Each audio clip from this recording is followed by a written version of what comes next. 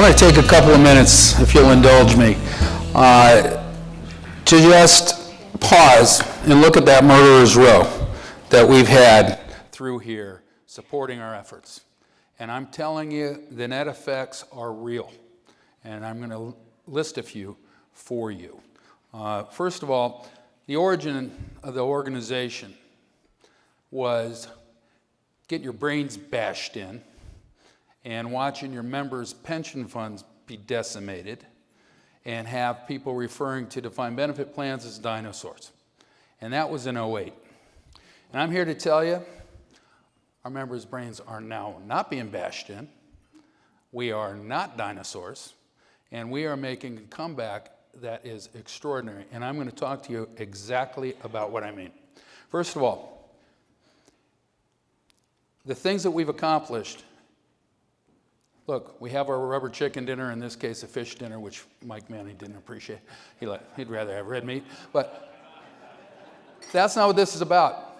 This is about the stuff that happens in between during the year. And we set out for a goal. What happened in '08 when the banks crashed?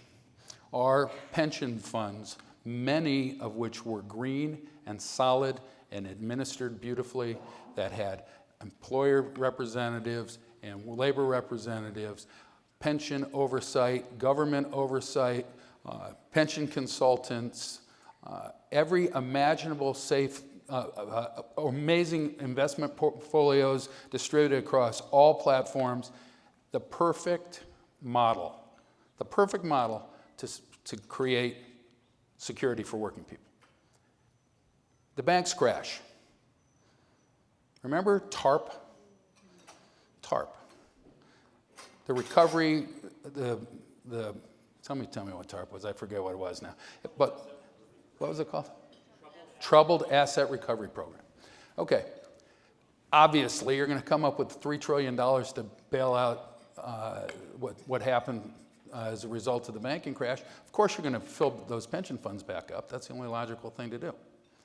You've got a perfect model to put that money right back to work, pump that money right back into the asset management companies. You have all that oversight. The only logical place to put that money is back in the pension funds. But where'd they give it? Back to the banks. The same banks that screwed us in the first place. So we started making phone calls, and we were a little disappointed. In fact, very disappointed with kind of the reaction from the electeds about our expectations for pension funds, and words like, it's dinosaurs, defined benefit plans are on their way out, blah, blah, blah. We've all heard it. Well, first of all, as Mark Twain said, rumors of our demise are greatly exaggerated. I think it was Larry Brown who said, people talked about defined benefit plans will be gone in 20 years. That was 16 years ago. So let me tell you, we have had some pretty great successes.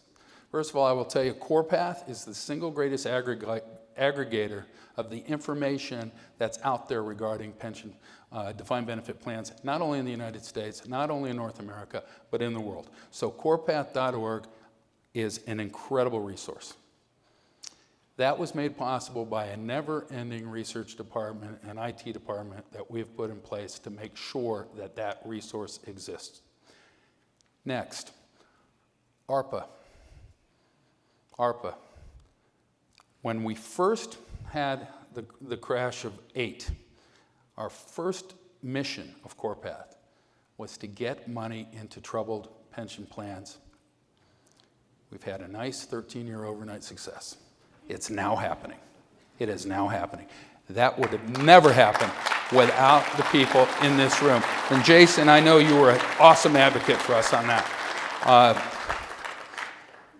That alone is a monster accomplishment. The acceptance and the expansion of the variable defined benefit plan. Beautiful. You know, when things change, there's a reason there's a Tesla. Because people want electric cars. You just can't keep selling the same thing and thinking that's what people want to buy. Well, one of the things that we've been working on with our consultants is the concept of a variable defined benefit plan that addresses what employers' concerns are, what workers' concerns are, what elected concerns are, and what, more than anything, the next generation of workers expect. Employers don't like unfunded liability.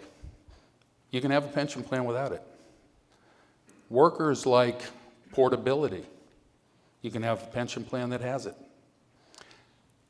The same benefits that you can have from a DC plan, the things that people like, the ability to self-pay, the ability to have an individual subscriber versus a group subscription. All of this can be done with a variable defined benefit pension.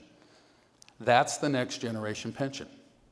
And they are more popular now than they were when this thing used to be this. Remember this? People used to say pension envy. Pension envy. That means if they have it, they shouldn't have it because I don't have it. But what's happened is a mindset in this new generation. If they have it, why don't I have it? That's huge. The expectation of this next generation that retirement dignity means something. And we've seen an entire generation who was initially introduced to the 401k as a supplemental retirement benefit, and it morphed into there's your retirement benefit. And guess what? It's been long enough now, those people are starting to retire. And they went, oh shit, that ain't enough. There's new legislation that defined contribution plans have to be communicated to the participant in such a way that they understand what it will mean to them as an annuitized benefit. That's a wake-up call. That is promoting defined benefit plans. We got a three-prong approach. Protect, and we're doing a damn good job of it. To the credit of our consultants and our managers who've done a great job. We've had an incredible bull run in the markets. That's done a lot of great work in filling up our coffers in defined benefit plans. We've had some great innovators coming up with new plan designs. That's protecting. The next is perpetuation. Perpetuation comes in the form of a perfectly defined new generation pension plan, and we're working on it. Will be revealed this year. And then the final is the promotion, which I hope all of you will carry that message because it's important. We've come a long way.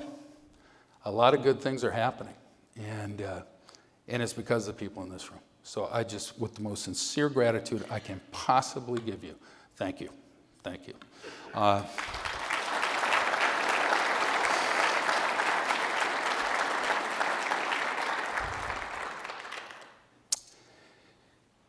We are now at the point where we are going to recognize our champions for this year. The next presenter is the former chair of CalSTRS and a great colleague of our first recipient, Shannon Hendricks. Dana Dillon, thank you so much for being here. You yourself are a great pension defender, so come on up.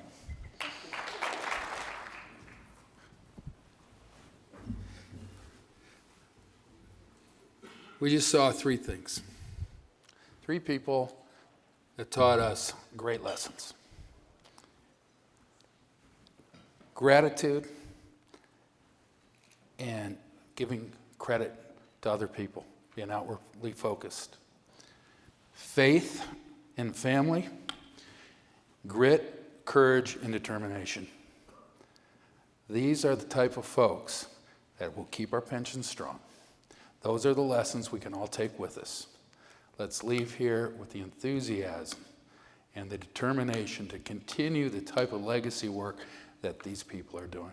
Thank you so much for being here. Tomorrow, thank you.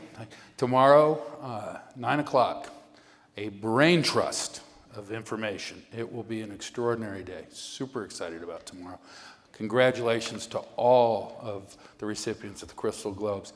I was knocked out by each and every one of you. It was super great, super great. Thank you so much.